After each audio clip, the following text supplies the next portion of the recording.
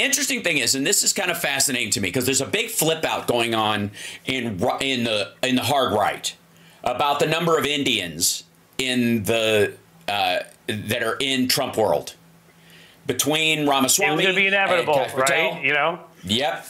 And this power I mean, play. hell, the second lady, you know, let's start off with the second lady and her kids, which was a problem for them. And then you start throwing in Vivek and other folks like that. So yeah, and there's an increasing number of them that apparently is causing a big panic everywhere. Now, I would like to remind everybody that technically speaking, Indian people are Caucasian, which again, it took a bunch of redneck racists in, I think it was Arizona, a lot of money to find out, because they created a what they thought was a whites only like college fund sort of. I mean, I wouldn't call it a scholarship fully, because they were gonna, you know, you didn't have to win it, you just had to be it. You know, scholarship seems to be like there's some scholarly effort going in, but it was aimed at whites only. But the wording they used was Caucasian, and technically speaking, because of Asia and the Caucasus Mountains, right, Indian they people are were the original ones Caucasian. to call themselves Caucasian, which is sort of That's funny. right. That's right. It's like the Iranians being Aryan. That's where the word Iran comes from. Aryan. That's the root of it. And it's these people's ignorance that I find a tremendous, you know, hilarity. No, I enjoy it. They're all just Arabs, is sort of what they're thinking. But yes, right, exactly.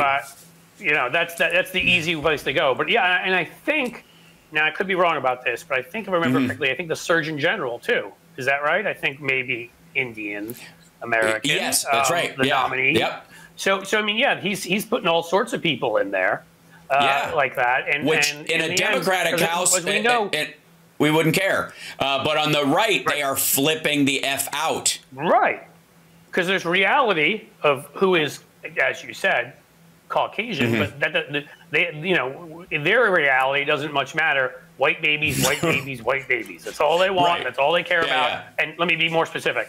White Christian straight babies, white Christian straight babies. Anything else needs to be discarded. So sorry if you're Indian and you're technically Caucasian, they don't accept that.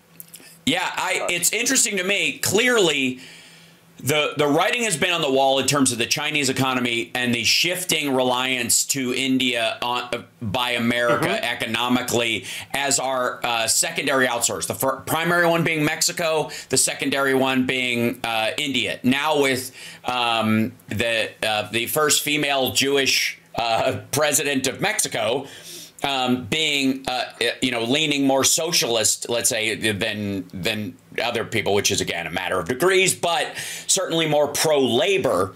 And since they have a hugely growing labor force there, you know, you can look at like, okay, if we're going to get cheap labor, where we're going to get it from? India, then robots. And that's literally, if you look at Elon Musk's, you know, Venn diagram, you know, that makes a outline of like Peppa Pig, what he sees the future is temporarily we'll get our drugs and stuff from India, and then we'll eventually move it all to automated factories here at home, or in Mexico if they stink, in Canada if they require a higher education. That's for real.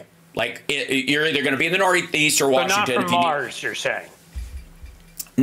Well, no, that's where they would be going. And again, we'll see what his... I thought we were going there just because all that stuff will be right there for us.